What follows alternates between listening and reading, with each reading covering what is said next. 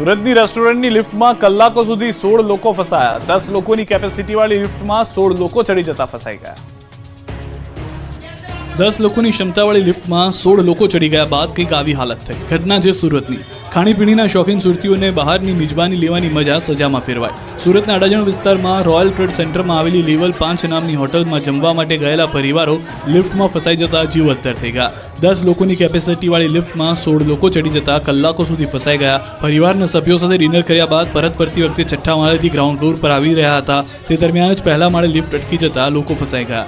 લિફ્ટમાં નાના બાળકો સાથે આવેલા લોકો ફસાઈ જતા થોડા સમય માટે તેમનો જીવ તાળવે ચોંટી ગયો. આ અંગેની ફાયરની ટીમને જાણ થતાં તાત્કાલિક ઘટના સ્થળે પહોંચી પહેલા માળે લિફ્ટનો દરવાજો ખોલી તમામ લોકોને હેમખેમ બહાર કાઢી લીધા. મહિલાઓ અને નાના બાળકો ગભરાઈ ગયા. ખાસ કરીને ખૂબ જ નાની વયના બાળકોને લઈને આવેલા માતા પિતા ડરી ગયા.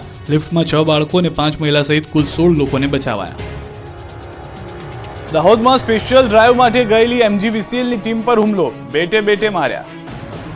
દાહોદના જાલોદમાં MGVCLની ટીમ પર હુમલો થયો. દાહોદ જિલ્લાના જાલોદ તાલુકાના પ્રથમપુર ગામમાં વીજ ચેકિંગ માટે ગયેલી MGVCLની ટીમ પર સ્થાનિકો દ્વારા બેટ વડે હુમલો કરાતા જુનિયર એન્જિનિયરિંગ અને હેલ્પર ઇજાગ્રસ્ત થયા.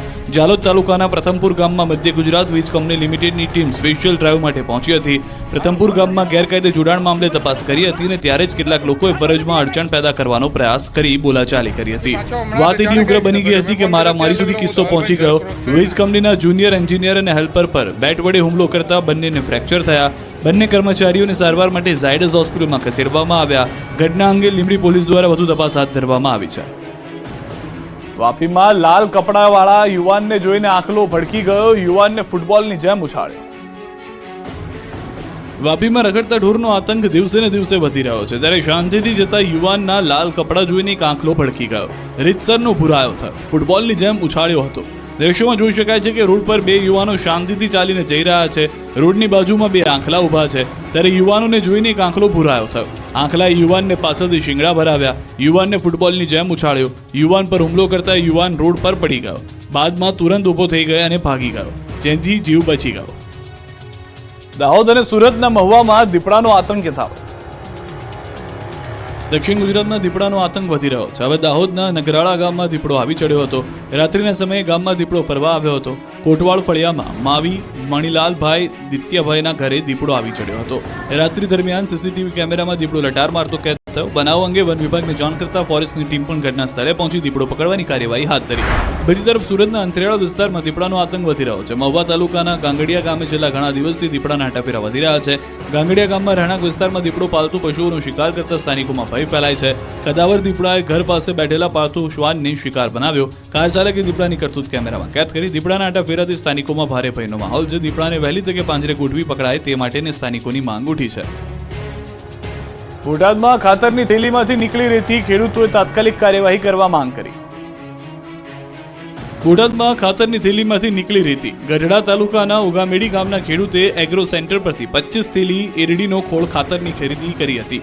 ખાતરને ડીપ દ્વારા નાખવાનું હતું, જેથી ખાતરને પાણીમાં પલાળ્યું હતું. ત્યારબાદ ખબર પડી કે આમાં ખાતરની સાથે મોટા પ્રમાણમાં રેતી છે, એટલે તેણે એક થેલી ખાતરને પાણીમાં પલાળ્યા, જેથી 50 કિલોની થેલીમાં અંદાજે 20 કિલો રેતી હોવાનું જાણવા મળ્યું. તપાસ કરતા ખાતરની થેલીમાંથી રેતી નીકળતા ખેડૂતે એગ્રો સંચાલકને જાણ કરતા એગ્રો સંચાલક સ્થળ પર પહોંચીને ચેક કર્યું તેમજ સેમ્પલ કંપનીને મોકલેલ. ત્યારે ખેડૂતોને લૂંટતા લોકો વિરુદ્ધ કડક કાર્યવાહી કરવા ખેડૂતે માંગ કરી. તો સમાચાર મળતા ખેતીવાડી અધિકારી એગ્રો સેન્ટર પહોંચી ખાતરના સેમ્પલ લઈને એગ્રોના સંચાલકને નોટિસ આપીને તપાસ હાથ ધરી.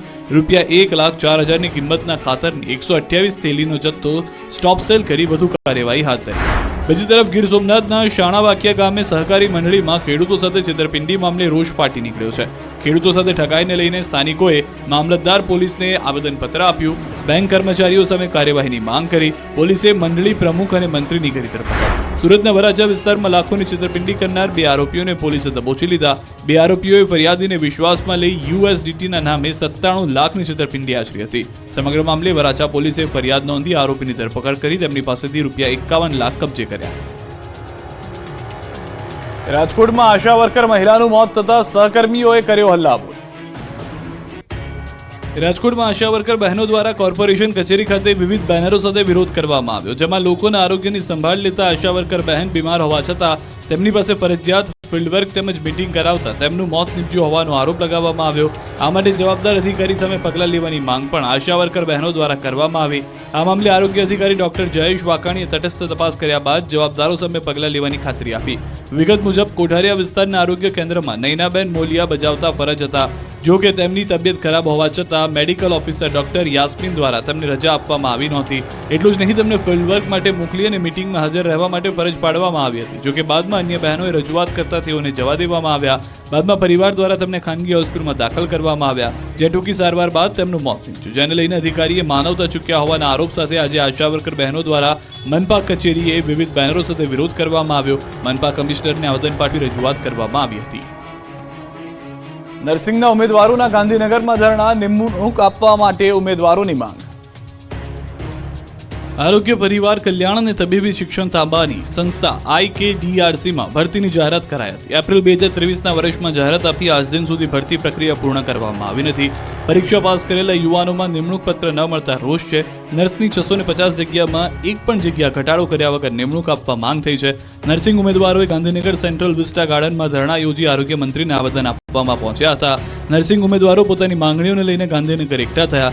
એપ્રિલ 2023માં 31 કેડરની ટોટલ 1156 પોસ્ટની જાહેરાત કરવામાં આવેલી, જે અન્વયે તમામ કેડરની પરીક્ષા યોજવામાં આવેલી છે, જેનું મેરિટ જાહેર થયા બાદ કેટલીક કેડરનું ડોક્યુમેન્ટ વેરિફિકેશન થઈ ગયેલું છે. અમુક કેડરની અનુગામી પ્રક્રિયા ચાલુ છે, પરંતુ હાલમાં ભરતી પ્રક્રિયા બાબતે IKDRC ખાતે રૂબરૂ પૂછતાછ કરતા જણાવેલ કે સ્ટાફ નર્સની દર્શાવેલી જગ્યા 650 છે, જે ભરતી પ્રક્રિયામાં સર્વાંગમાં ટોટલ પોસ્ટનો ઘટાડો કરવામાં આવી શકે છે. ત્યારે IKDRCની વેબસાઇટ ઉપર વહેલી તકે ફાઇનલ મેરિટ લિસ્ટની યાદી રજૂ કરી અને તમામ કેડરની ભરતી પ્રક્રિયા પૂર્ણ કરવામાં આવે તેવી માંગ કરી છે. આ બાબતે યોગ્ય કાર્યવાહી કરવામાં નહીં આવે તો આગામી સમયમાં ગાંધી ચિંધ્યા માર્ગે આંદોલનનો કાર્યક્રમ આપવામાં આવશે. હવા ઉજાસ ન હોવાથી સુરતની SV પટેલ કોલેજમાં છાત્રોને ગભરામણ, ABVPના ધરણા બાદ પાલિકા જાગી. સુરતમાં SV પટેલ કોલેજની બેદરકારી જોવા મળી. વર્ગખંડમાં હવા ઉજાસની પૂરતી વ્યવસ્થા ન હોવાને કારણે વિદ્યાર્થીઓને સફોકેશન થવા લાગ્યું. તકલીફનું નિરાકરણ લાવવાની માંગણી સાથે અખિલ ભારતીય વિદ્યાર્થી પરિષદ દ્વારા SV પટેલ કોલેજ પર ધરણા કરી ઉગ્ર રજૂઆત કરવામાં આવી. સુમુલ ડેરી રોડ સ્થિત SV પટેલ કોલેજ ગેરકાયદે બીજા માળે પતરાના શેડ બનાવી વર્ગખંડો શરૂ કર્યા, જે બાદ વિદ્યાર્થીઓને ક્લાસમાં ગભરામણ થતી હોવાની ફરિયાદ ABVPને મળી હતી. જેને લઈ શનિવારે ABVP દ્વારા કોલેજ સામે વિરોધ કરાયો. ત્યારબાદ તંત્રએ કોલેજમાં તપાસ કરી તાત્કાલિક ગેરકાયદેસર બાંધકામ દૂર કરવા કોલેજના સંચાલકોને સૂચના આપી, અન્યથા કોલેજ સીલ કરવા માટેની પણ ધમકી ઉચ્ચારી હતી. ત્યારે કોલેજમાં અભ્યાસ કરતા 1500 થી વધુ વિદ્યાર્થીઓના ભવિષ્ય ઉપર ખતરો ઊભો થયો. વિરોધ બાદ SV પટેલ કોલેજને મહાનગરપાલિકાએ નોટિસ ફટકારી. ABVPના ધરણા પ્રદર્શન બાદ પાલિકા સફાળી જાગી. તંત્રએ કોલેજમાં તપાસ કરી તાત્કાલિક ગેરકાયદેસર બાંધકામ દૂર કરવા કોલેજના સંચાલકોને સૂચના આપી, અન્યથા કોલેજ સીલ કરવા માટેની પણ ચીમકી અપાઈ. અમદાવાદથી સમાચાર. હવે AMCના ગાર્ડનમાં જવું હશે તો ફી આપવી પડશે. અમદાવાદ વાસીઓ ગાર્ડનમાં જશો તો ચાર્જ આપવો પડશે.